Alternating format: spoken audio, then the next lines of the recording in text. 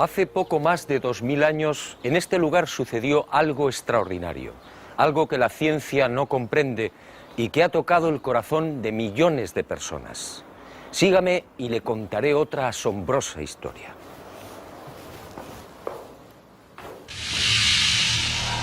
Todo empezó con el ajusticiamiento de un hombre. Fue brutalmente torturado. Fue azotado. Cargó un pesado madero hasta el lugar de ejecución. Fue clavado por las muñecas y pies y murió en la cruz. Y fue sepultado.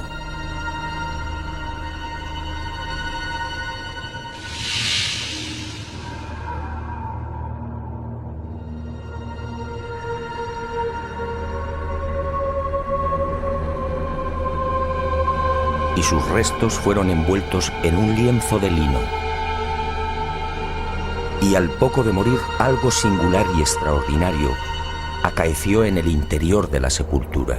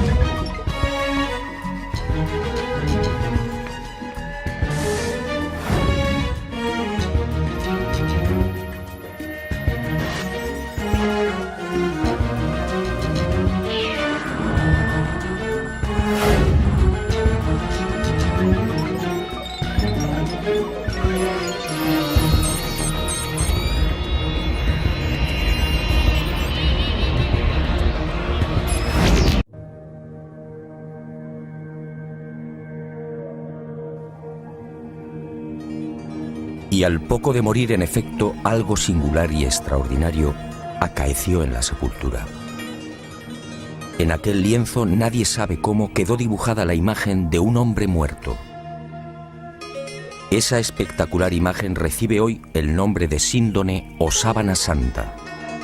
Sin duda, uno de los grandes misterios a los que se enfrenta la ciencia.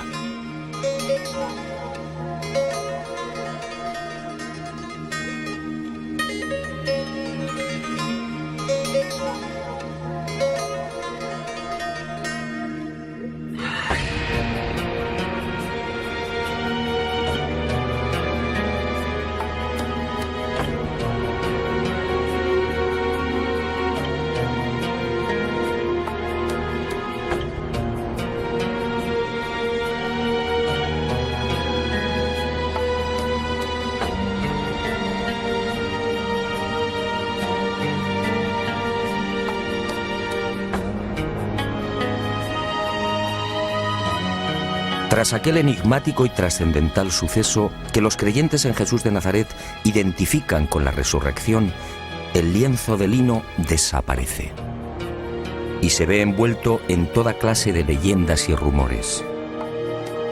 Eusebio de Cesarea, por ejemplo, insinúa que la sábana fue sacada de Jerusalén antes del asedio por las legiones romanas de Tito.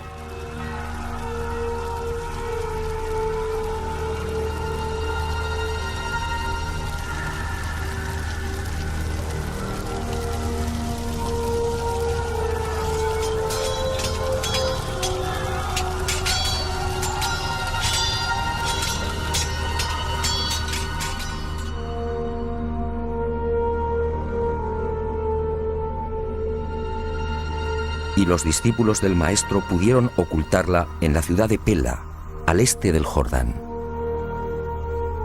Los evangelios apócrifos, en cambio, señalan otro destino y narran la historia de un rey sirio, Apgar, enfermo de lepra, que al saber de los prodigios de Jesús le ruega que lo cure. En una más que supuesta carta, Jesús responde anunciándole que una vez cumplida su misión enviará a Edesa, la actual ciudad turca de Urfa, a uno de sus discípulos para sanarle. Y la tradición asegura que Apgar, al envolverse en la sábana santa, quedó curado.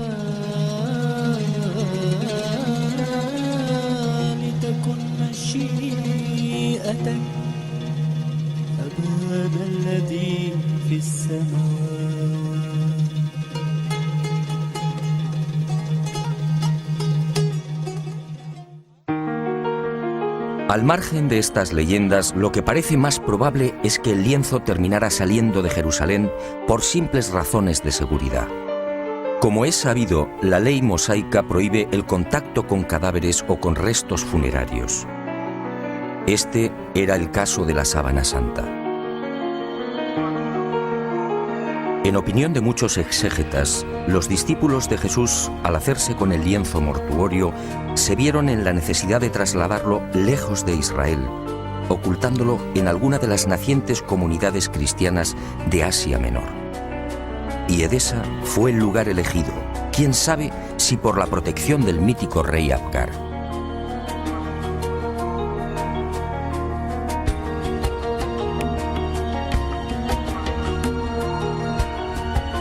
Esa misma leyenda asegura que uno de los hijos de Apgar V, al hacerse con el poder, retornó al paganismo, persiguiendo a los cristianos de Edesa. Y la sábana fue escondida en el interior de la muralla, sobre la puerta occidental. Después, durante siglos, silencio. Y en el año 525, al fin, una nueva pista. Cuentan las crónicas que en esa fecha Eulalio, obispo de Edesa, tuvo un sueño. Y en él una mujer le señaló el lugar donde se hallaba escondida la sábana. Al retirar los ladrillos de la muralla, el obispo en efecto encontró el lienzo. Desde entonces, la imagen del hombre muerto fue expuesta y venerada en Edesa.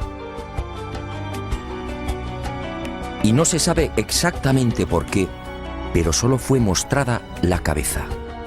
Esta imagen recibiría el nombre de Mandilion, una imagen que inspiró sin duda a infinidad de artistas bizantinos y medievales.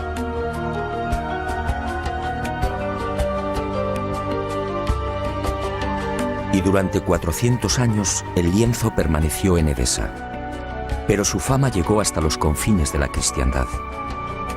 Y en el año 944 el supersticioso emperador de Bizancio, Romano Lecapeno, tomó la decisión de apoderarse del Mandilion.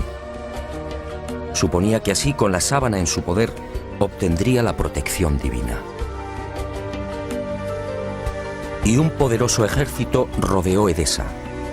La sagrada reliquia una vez más sería causa de muerte y sufrimiento.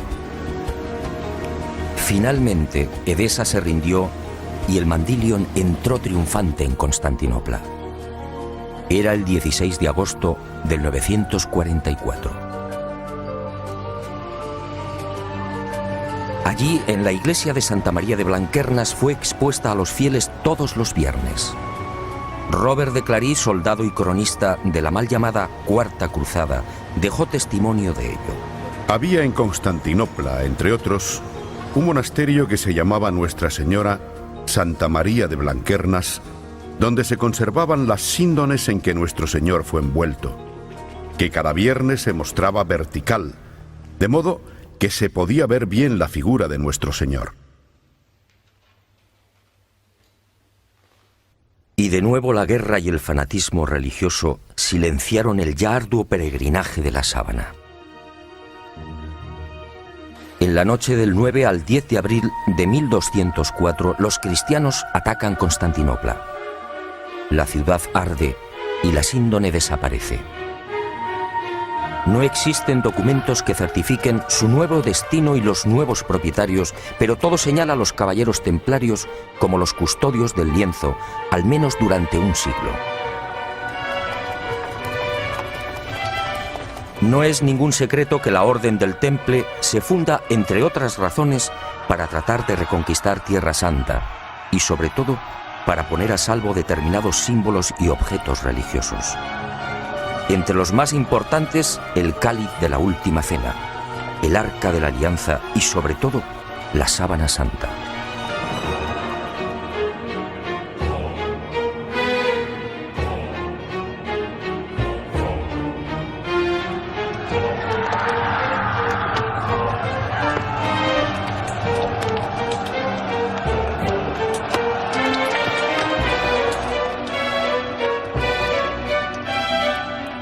Los caballeros templarios disponían de una información privilegiada y a lo largo de la conquista de los santos lugares peinaron Jerusalén y los subterráneos de la Ciudad Santa. En especial, los túneles y cámaras secretos de lo que fue el primero y segundo templos de Salomón. ¿Encontraron lo que buscaban? En mi opinión, nunca hallaron el Santo Grial o el Arca, pero sí la Sábana Santa.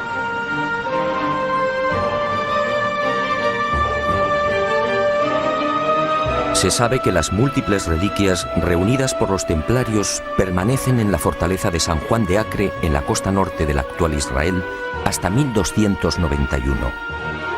Desde allí viajan a Chipre, Marsella, Besançon y París. ¿Pudo la Sábana Santa seguir ese itinerario? Es muy probable. Uno de los indicios que apunta a los templarios como los secretos propietarios de la síndone durante 145 años es la acusación por parte de la Santa Sede de venerar a un extraño rostro al que llamaban Baphomet, un rostro sospechosamente parecido al de la Sábana Santa. Esta, entre otras, sería la causa de la persecución y encarcelamiento de la poderosa orden templaria. En la noche del 6 de octubre de 1307, pocas horas antes de la caída de la cúpula templaria, un carro abandona la fortaleza del Temple en las afueras de París. El hombre que lo conduce se protege con una sábana. Los soldados de Felipe IV el Hermoso registran la carga de paja, pero no encuentran nada. Y la síndone que protege al conductor es puesta a buen recaudo. 7 años después, en 1314, Jacques de Molay, gran maestre de la orden templaria, y Godofredo de Charny, su lugarteniente y comendador de Normandía, son quemados vivos en una pequeña isla del Sena. La Sábana Santa sigue sin aparecer, pero sería por poco tiempo. En 1349, 42 años después de la caída del Temple, por orden del Papa Clemente V y del suceso del carro, otro Godofredo de Charny, señor de Lirey, saca a la luz el lienzo con la imagen del hombre muerto. Parece claro que ambos Godofredos de Charny eran parientes. ¿Pudo quedar la sábana en poder del segundo señor de Lirey? Es lógico, ya que la síndone se encuentra bajo su protección.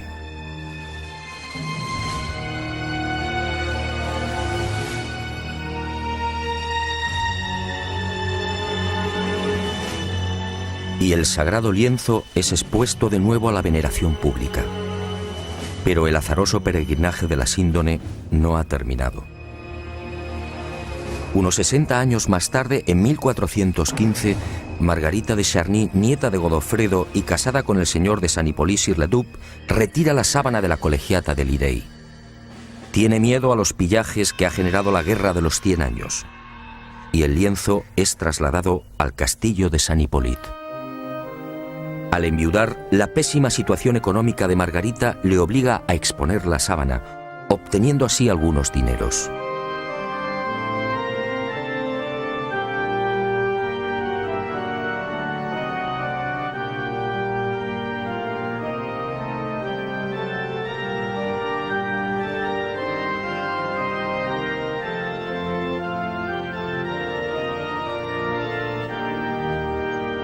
Las penurias económicas de Margarita de Charny se agudizan y finalmente se ve obligada a ceder el lienzo a la Casa de Saboya.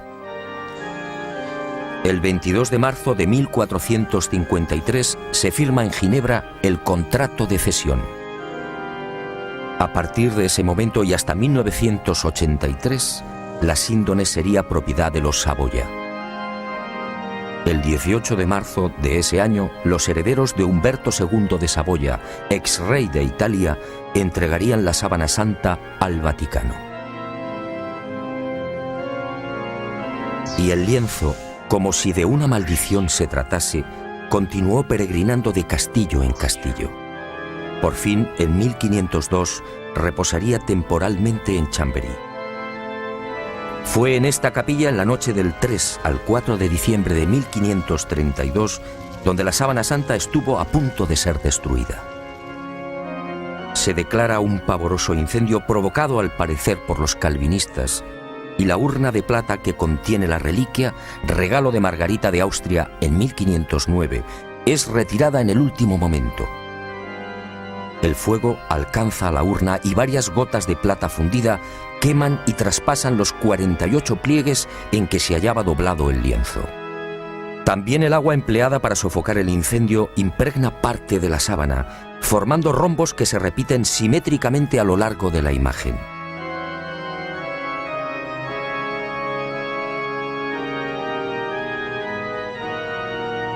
Y las monjas clarisas de Chambéry remiendan los desperfectos y cosen un forro en la parte posterior del lienzo.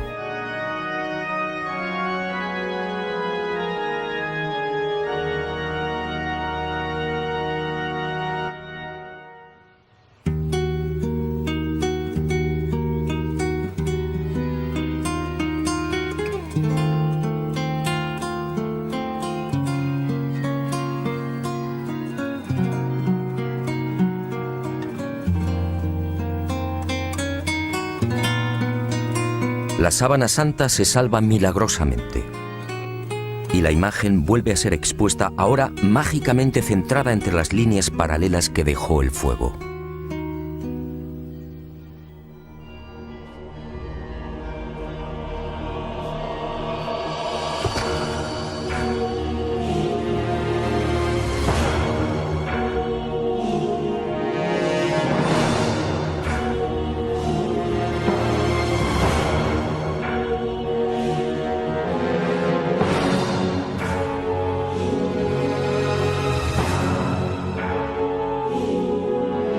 Y el peregrinaje de la síndone toca a su fin.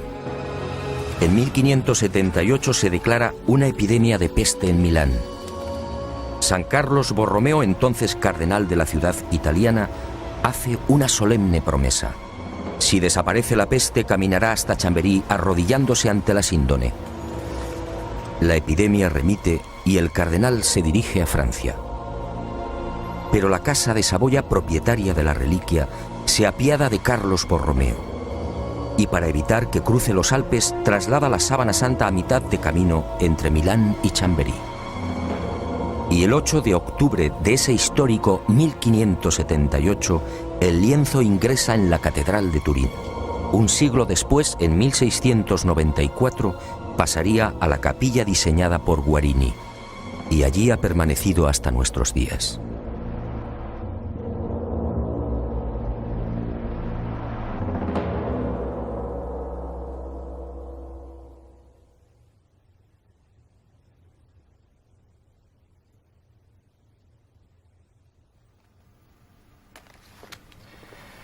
Evidentemente, a la vista de estos testimonios históricos, nadie debería dudar de la autenticidad de la sábana santa. Aún así, en septiembre de 1988, una noticia conmocionó al mundo. El carbono 14 arrojó una datación sorprendente. El tejido analizado, según dijeron, era medieval. Y los científicos situaron la época de su elaboración entre los años 1260 y 1390. Esto, de ser cierto, significa sencillamente que la imagen del hombre muerto es una falsificación. Y los medios de comunicación, con una lamentable falta de rigor, propagaron el suceso. De inmediato, otros científicos reaccionaron, poniendo en tela de juicio la bondad del carbono 14. Poco a poco salieron a la luz hasta 26 irregularidades en los procesos de datación efectuados por los 3 laboratorios. Y se habló incluso de complot. Pero la prensa ignoró esta segunda parte. Naturalmente, las fechas obtenidas por el carbono 14 indignaron a historiadores y científicos que llevaban más de 20 años dedicados al estudio de la síndone. Repasemos algunas de estas investigaciones.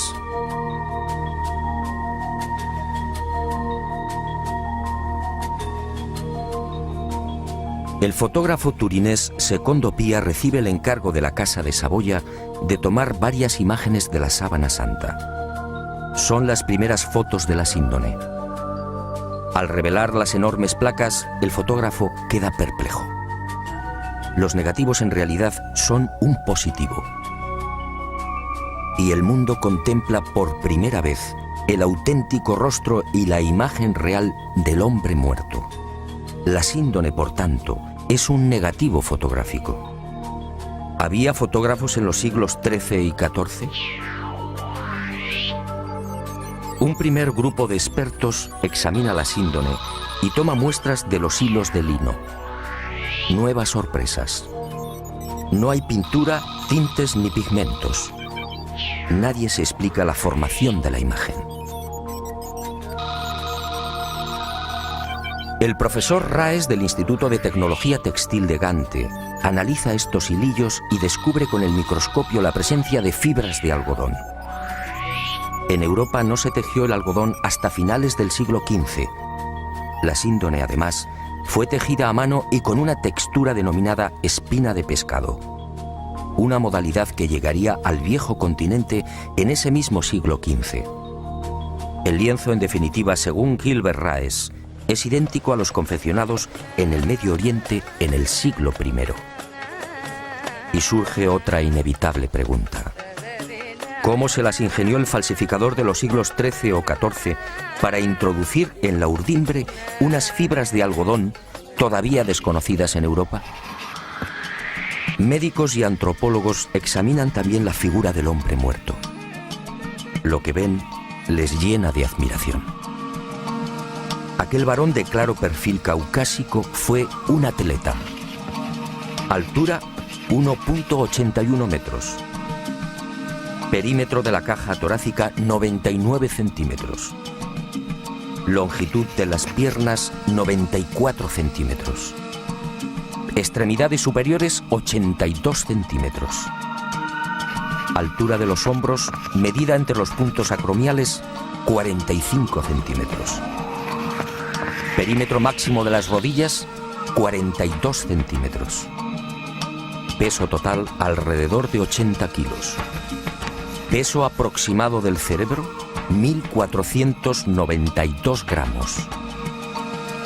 Rostro estrecho, con rasgos semíticos. Raza blanca. En suma, un ejemplar casi perfecto de una extraordinaria belleza.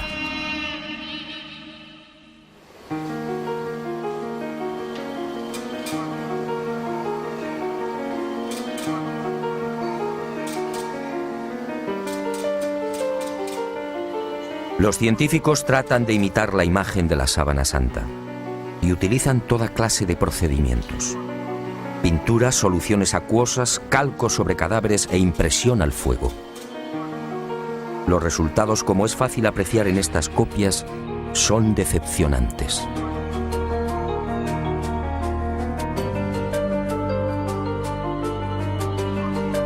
Ninguna de las imágenes obtenidas presenta la belleza, serenidad y perfección del hombre muerto.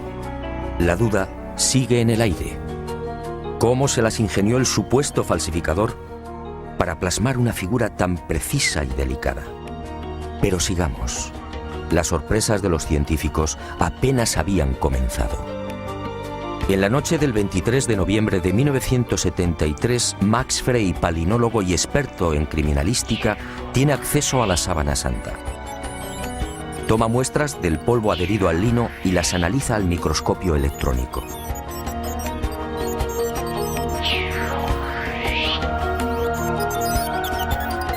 Entre los hilos del tejido fueron apareciendo ejemplares de polen de plantas típicamente palestinas. La asuera fue una de las primeras. Después llegaron otros pólenes de la flora halofita que creció en el Negev y en los estratos sedimentarios del lago de Genezaret hace 2000 años. Plantas hoy extinguidas cuyos pólenes fueron arrastrados por los vientos hasta la ciudad de Jerusalén. Y allí quedaron prisioneros entre los hilos de la síndone.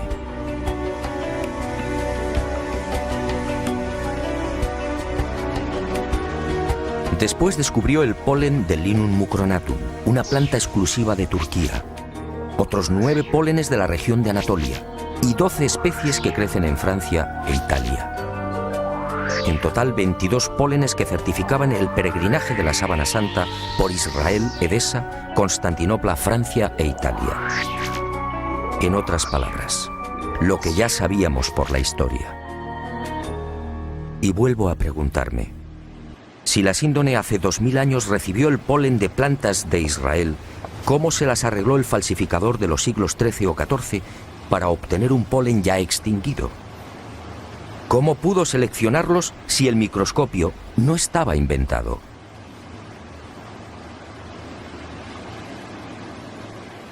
Los descubrimientos de Max Frey, en efecto, hablan por sí mismos.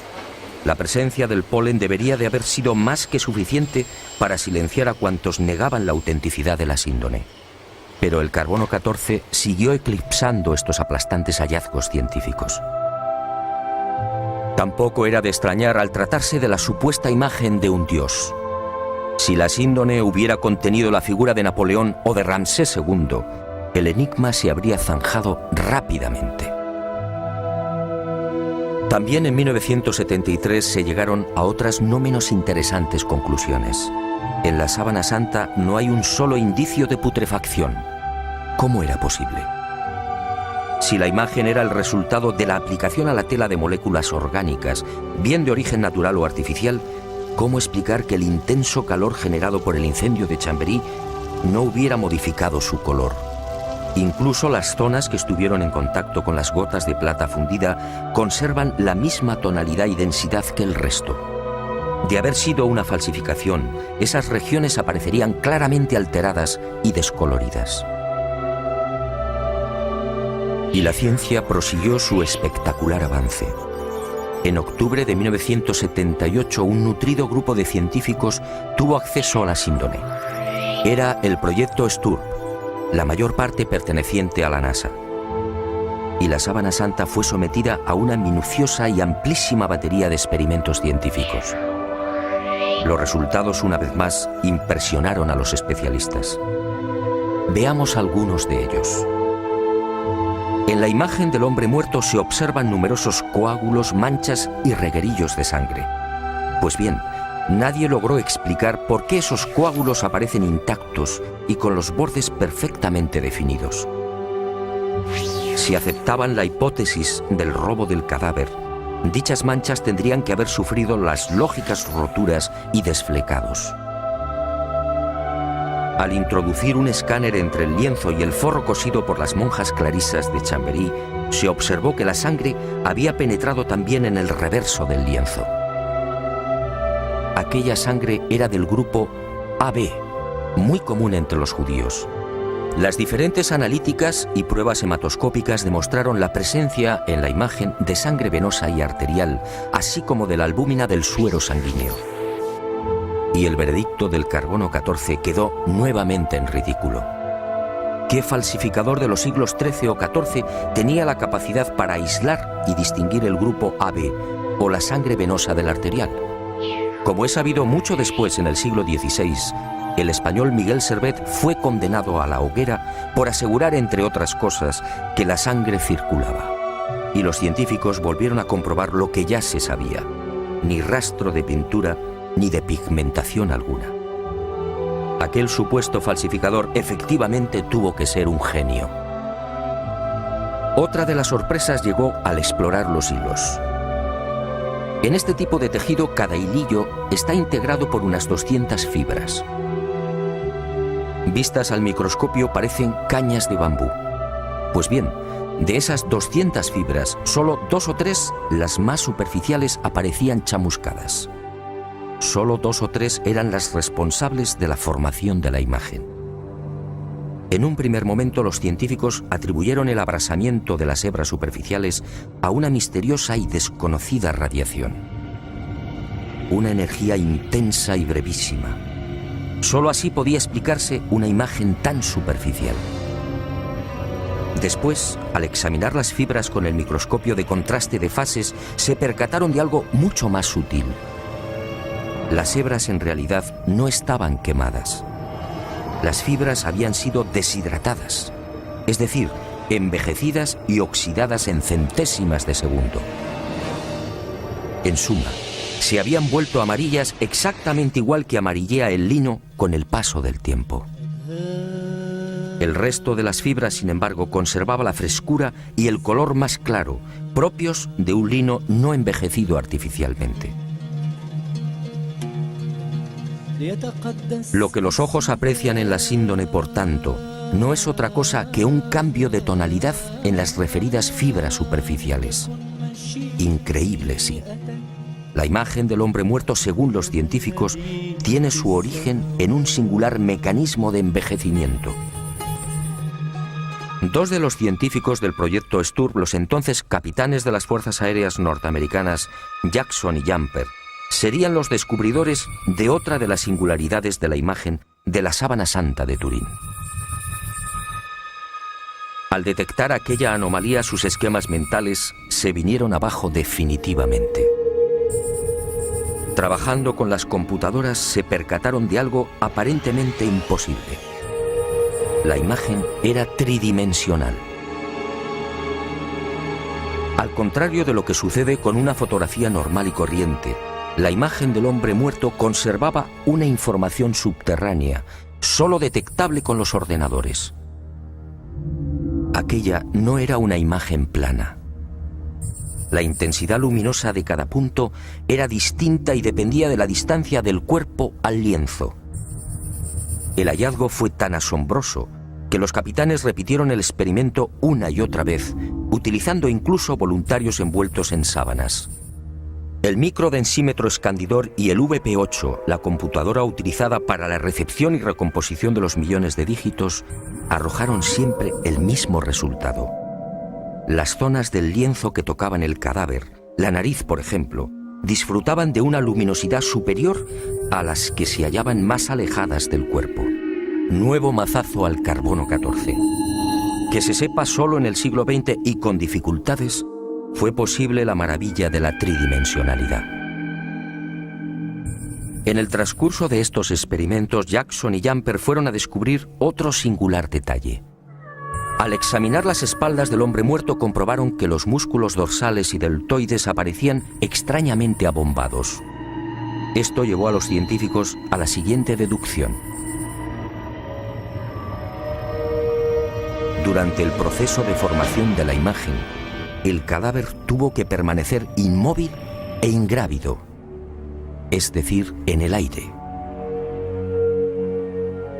Y a Jackson y Jumper les corresponde también el descubrimiento de la primera pista de un hallazgo que me atrevo a calificar de definitivo y que fija la fecha de la aparición de la imagen. Ocurrió mientras trabajaban con la tridimensionalidad. De pronto, sobre los ojos descubrieron 2 círculos. ¿Se trataba de monedas? Esa justamente era la costumbre judía en los enterramientos próximos al sábado. Los párpados del difunto eran cerrados y sobre ellos se depositaban sendas monedas. Al poco, el padre Filas, jesuita norteamericano, redondeó el descubrimiento. Sus pesquisas entre los más destacados numismáticos dieron fruto.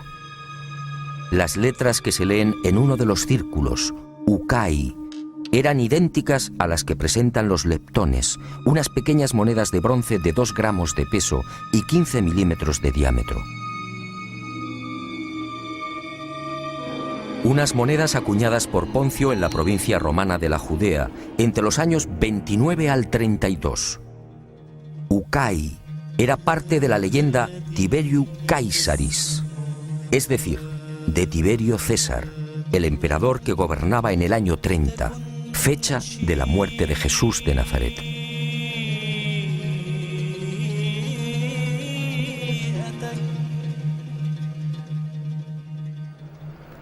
Como hemos visto, hay argumentos y pruebas científicas que demuestran sobradamente la autenticidad de la sábana santa. Alguien hace 2000 años, en aquel sepulcro, manipuló el tiempo e hizo desaparecer el cadáver. Una medida tan respetuosa como inteligente.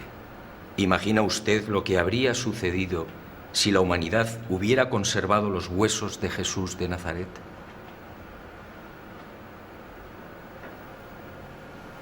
Y esa fuerza desconocida y poderosa que aceleró la descomposición del cadáver, envejeciendo la sábana, nos regaló también una fotografía única en la historia, una imagen que recuerda el horror padecido por aquel hombre. Sígame y se lo mostraré. Ah, y una advertencia. Quizá lo que se dispone a ver y escuchar no sea de su agrado, pero esa fue la verdad. También la medicina investigó la imagen del hombre muerto, y lo que halló causó pavor entre traumatólogos, internistas, forenses y anatomistas. Examinemos paso a paso aquella pasión y muerte. Cercana a la medianoche del jueves al viernes, aquel hombre se retiró a lo más frondoso del olivar. Y una profunda angustia lo clavó a tierra. El fortísimo estrés y quizá el miedo provocaron un singular fenómeno en su piel, la hematidrosis, un sudor sanguíneo que empezó a debilitarlo. Las manchas de sangre, en efecto, cubren toda la imagen.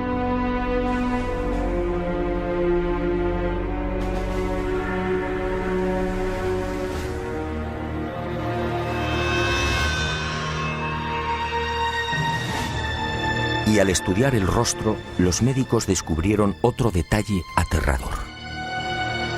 Durante el interrogatorio en la casa de Anás, Jesús no recibió una bofetada como reza la tradición, sino un violento bastonazo propinado por uno de los esbirros del exsumo sacerdote. El palo, de unos 5 centímetros de diámetro, hundió la nariz y provocó un gran hematoma en el pómulo derecho. Así quedó reflejado en la síndone.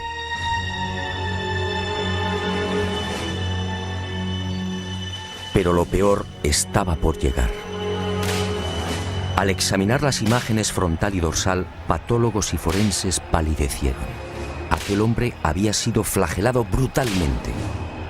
Algunos expertos han contado 120 golpes.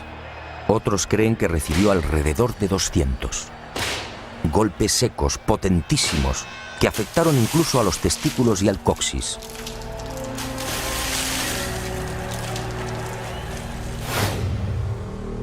Golpes diabólicamente estudiados que no afectaron a la zona del corazón, evitando así la muerte prematura del reo. El mapa de los azotes no precisa de mayores comentarios. Los médicos no se explican cómo pudo sobrevivir. Coronación de espinas. La soldadesca romana de la fortaleza Antonia fabricó un casco con la Potherium spinosum, una zarza muy abundante en Palestina. Un matorral armado de púas rectas y en forma de pico de loro, de hasta 6 centímetros de longitud. Y el yelmo fue encajado sin piedad en la cabeza del hombre, afectando a nuca, cuero cabelludo y frente.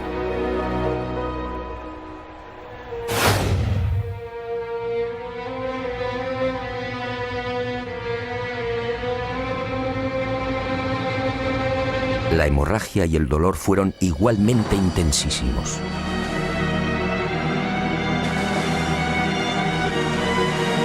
Minutos después, maltrecho, debilitado y febril, el reo se vería obligado a cargar sobre los hombros el madero transversal de la cruz, el patibulum, un tronco áspero y agresivo de unos 35 o 40 kilos de peso.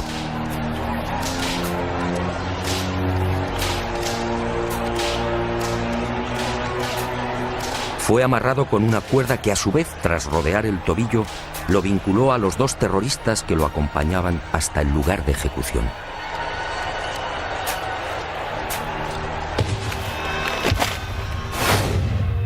Y en esos 500 o 600 metros, la tortura de las caídas, los violentos impactos del rostro contra las piedras, las rodillas destrozadas, los dientes quebrados y los mechones de barba arrancados por los soldados al intentar levantarlo. La imagen de la sábana santa es fría y certera.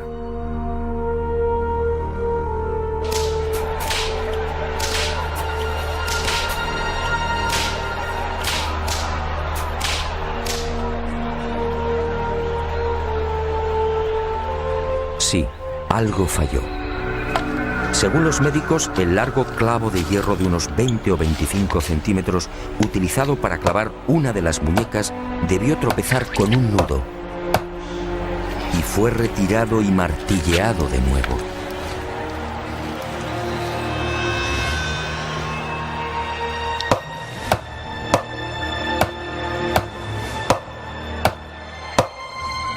El hombre de la sábana fue atravesado no por las palmas de las manos, sino por las muñecas, bien por el llamado punto de Destot o por la articulación radiocubital inferior. Los clavos rozaron el nervio mediano y provocaron la contracción de los dedos pulgares. Por eso no aparecen en la síndone.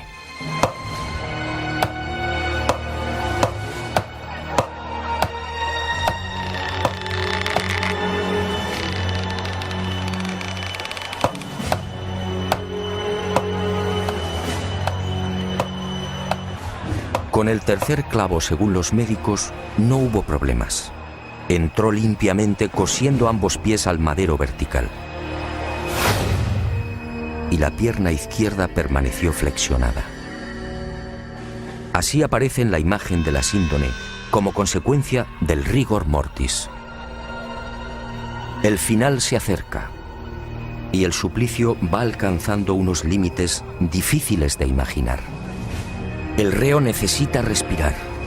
Para ello solo dispone de un sistema: apoyarse en el clavo de los pies y alzarse a pulso milímetro a milímetro, con la ayuda de los clavos que perforan las muñecas. El corazón bombea desesperadamente, alcanzando hasta 180 pulsaciones por minuto.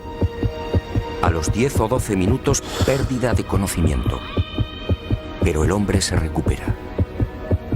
Nueva lucha para obtener un poco de oxígeno. La tetanización gana la batalla. Las piernas quedan inutilizadas. Ahora solo puede alzarse con el auxilio de las muñecas y músculos de los hombros. El cataclismo es generalizado. Finalmente el corazón se rompe. La agonía se ha prolongado durante hora y media. La medicina, perpleja, sigue muda.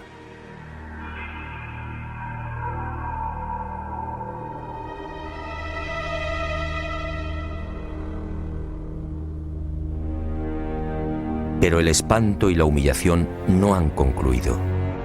Uno de los soldados alancea el costado derecho del crucificado. Los médicos exploran la síndone y se muestran de acuerdo. Al recibir la lanzada, el hombre ya estaba muerto.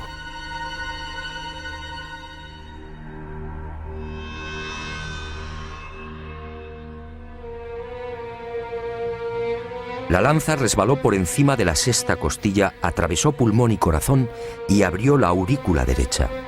Y manó sangre y agua. Sangre de la vena cava superior. Agua o líquido seroso del pulmón. Después, en el descendimiento o en el traslado al sepulcro por efecto de la gravedad, la vena cava inferior se vació igualmente. Y ese reguero aparece también en la cintura del hombre muerto.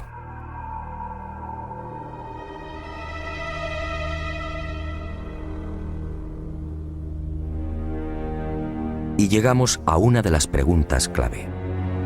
¿Quién era este hombre? ¿Se trataba de Jesús de Nazaret? Los especialistas en cálculo de probabilidad matemática han sido rotundos. Según Paul de Gail, ingeniero y jesuita francés, la posibilidad de que no fuera Jesús es de 1 contra 225.000 millones. En palabras del médico italiano Tino Zeuli, esta probabilidad es la misma que tiene una piedra de convertirse en pájaro y salir volando.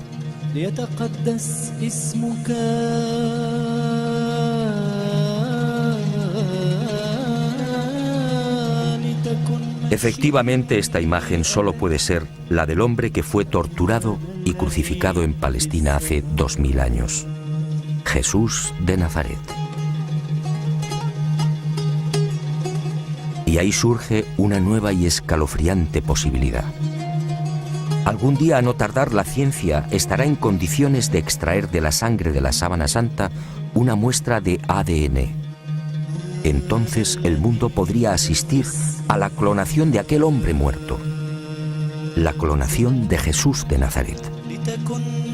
Decenas o cientos de cuerpos físicamente idénticos al del Maestro.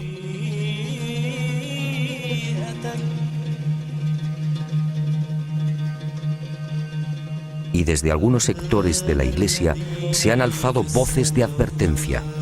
Atención, mañana el mundo podría comerciar con el cuerpo del Galileo.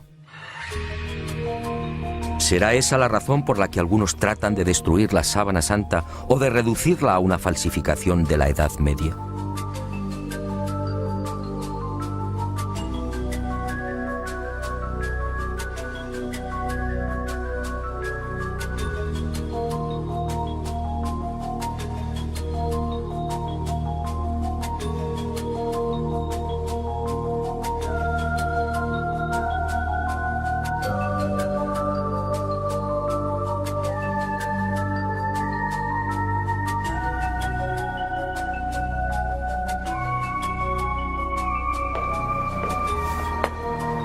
Ahora lo sé. Jesús de Nazaret, mi Dios y Creador, se guardó un as en la manga. Un as para los escépticos, el as de la resurrección. Algo que felizmente también le pasará a usted.